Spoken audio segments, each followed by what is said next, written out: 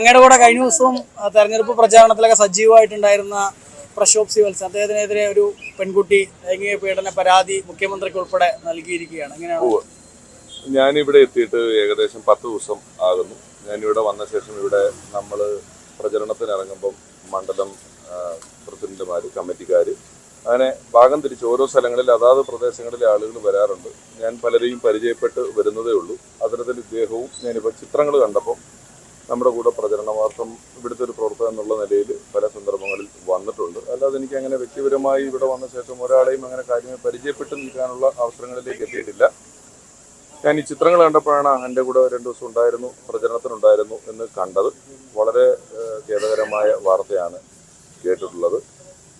ചൂഷണം ചെയ്ത പെൺകുട്ടിക്ക് കൃത്യമായും നീതി ലഭിക്കുക തന്നെ ചെയ്യണം. അതിനുവേണ്ടിയുള്ള നിയമ നടപടികൾ പോലീസും സിസ്റ്റംസും അതിനുവേണ്ട കാര്യങ്ങൾ ചെയ്യണം. എന്താണോ നടപ്പിലാക്കേണ്ടത് ആ നീതി കൃത്യമായി നടപ്പിലാക്കുകയും ചെയ്യണം എന്നുള്ളത് തന്നെയാണ് എൻ്റെ പക്ഷം. ഇപ്പോൾ കോൺഗ്രസിന്റെ പ്രാഥമിക അംഗത്വത്തിൽ നിന്ന് പുറത്താക്കിയിട്ടുണ്ട്. ശരിക്കും കൗൺസിലർ സ്ഥാനത്ത് നിന്ന് ഉൾപ്പെടെ അദ്ദേഹത്തെ രാജിവെക്കാൻ പറയല്ലേ വേണ്ടത്? അതിൻ്റെ കാര്യങ്ങളെന്ന് പറഞ്ഞാൽ നേതൃത്വം തീരുമാനിക്കേണ്ട കാര്യമാണ്. ഇനി പോലീസ് തീരുമാനങ്ങളാകുകയും മറ്റു കാര്യങ്ങളൊക്കെ ചെയ്യുമ്പോൾ നേതൃത്വം തീരുമാനിച്ച് വേണ്ട നടപടികൾ എടുത്തോളും. എല്ലാ കാലത്തും എടുത്തിട്ടുള്ളതാണല്ലോ. ഞാനിപ്പോൾ ഇവിടെ വന്നിട്ട് 10 ദിവസമല്ലേ ആയിട്ടുള്ളൂ. നേതൃത്വം ആലോചിച്ച് അതിന് ഇവിടെയുള്ള മറ്റ് മുതിർന്ന നേതാക്കൾ അതിന് വേണ്ട കാര്യങ്ങൾ തീരുമാനിച്ച് ചെയ്തോളും. സിപിഎമ്മും ബിജെപിയും പ്രധാന പ്രചാരണ വിഷയമാക്കാൻ ഉദ്ദേശിക്കുന്നുണ്ട്. ഉണ്ടാവണം. എന്നെ സംബന്ധിച്ച് തോന്നുന്നത് കഴിഞ്ഞ 5 വർഷത്തെ ഭരണത്തിന്റെ ഒരു വിലയിരുത്തലും അടുത്ത 5 വർഷത്തേക്കുള്ള ഭരണത്തിന്റെ ഒരു തിരഞ്ഞെടുക്കലുമാണ് തിരഞ്ഞെടുപ്പ് എന്ന് പറയുന്നത്. അപ്പോൾ ഒരു വാർഡ് മെമ്പറുമായി ബന്ധപ്പെട്ടുണ്ടാകുന്ന ഒരു അലിഗേഷൻ അത്ര കണ്ട് ജനങ്ങൾ തിരഞ്ഞെടുപ്പിന്റെ വോട്ട് ചെയ്യുന്ന ഒരു സാഹചര്യത്തിൽ ചിന്തിക്കില്ലെന്നാണ് ഞാൻ വിശ്വസിക്കുന്നത്. പാലക്കാട് MLA-ക്ക് നേരെ നേരത്തെ ഉണ്ടായിരുന്നല്ലോ, അപ്പൊ അതിന് സമാനമായ സ്വഭാവമുള്ള പരാതികളാണ് ഇവിടെ.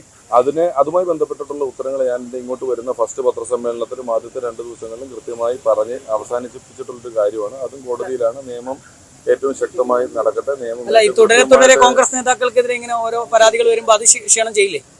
അല്ല, അതാ ഞാൻ പറഞ്ഞത്. അത് പരാതി വരുന്നതൊക്കെ അവർ വ്യക്തിപരമായി അനുഭവിക്കേണ്ട കാര്യങ്ങളാണ്. അതിൽ ഏറ്റവും കൃത്യമായ നീതി, ചൂഷണം ചെയ്യപ്പെട്ട പെൺകുട്ടിക്ക് കൃത്യമായ നീതി ലഭിക്കണം. അവരുടെ ഭാഗത്ത് തന്നെയാണ് ഞാൻ നിൽക്കുന്നത്, അവരോടൊപ്പം തന്നെയാണ് ഞാൻ നിൽക്കുന്നത്. അവർക്ക് നീതി ലഭിക്കുക എന്നുള്ളതാണ് ചെയ്യേണ്ടത്. അതിന് ഇവിടുത്തെ നിയമ സംവിധാനങ്ങളും കോടതിയും പോലീസും എല്ലാം വേണ്ട നടപടികൾ കൈക്കൊള്ളണം. ഈ ഷാഫി പറമ്പിൽ ആശാനാണെന്നൊക്കെ പറഞ്ഞ് ഭീഷണിപ്പെടുത്തി എന്നാണ് ആ പെൺകുട്ടി പറയുന്നത്. അപ്പൊ അതൊക്കെ വളരെ ഗൗരവമുള്ള കാര്യമല്ലേ?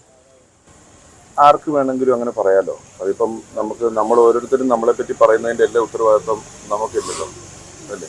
നമ്മളെപ്പറ്റി മറ്റുള്ള ആൾക്കാർ പറഞ്ഞു നടക്കുന്നതിൻ്റെ ഉത്തരവാദിത്തങ്ങൾ ഇല്ല. അങ്ങനെ നമുക്ക് ഏറ്റെടുക്കാനായിട്ട് പറ്റില്ല. ഗൗരവമുള്ള വിഷയമാണെങ്കിൽ അത് കൃത്യമായിട്ടും അതിനെക്കുറിച്ച് അഡ്രസ്സ് ചെയ്യുക. ഞാൻ എപ്പോഴും ആ പെൺകുട്ടി ചൂഷണം ചെയ്ത പെൺകുട്ടിക്ക് നീതി കിട്ടണം എന്ന ഭാഗത്ത് തന്നെ സ്ട്രോങ് ആയിട്ട് നിലനിൽക്കുന്നു. വ്യക്തിപരമായ കാര്യം എന്ന് പറയുന്നത് ഇതിൽ വേറെ പ്രശ്നം എന്ന് വെച്ച് കഴിഞ്ഞാൽ ഒരു കൗൺസിലറാണ്, കോൺഗ്രസിന്റെ അംഗമാണ്.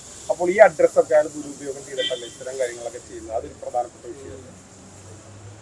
അതാണ് ഞാൻ പറഞ്ഞത്. വ്യക്തിപരമായ ഒരു വാർഡ് കൗൺസിലറോ മറ്റുള്ള ആളുകളോ ഒക്കെ ചെയ്യുന്ന ഇത്തരത്തിലുള്ള കാര്യങ്ങളിലേക്ക് ഇപ്പോൾ ഇവിടെ വന്ന് ഞാൻ പറഞ്ഞത് എനിക്ക് ജസ്റ്റ് ഒരു കണ്ടിട്ടുള്ള പരിചയമേ ഉള്ളൂ.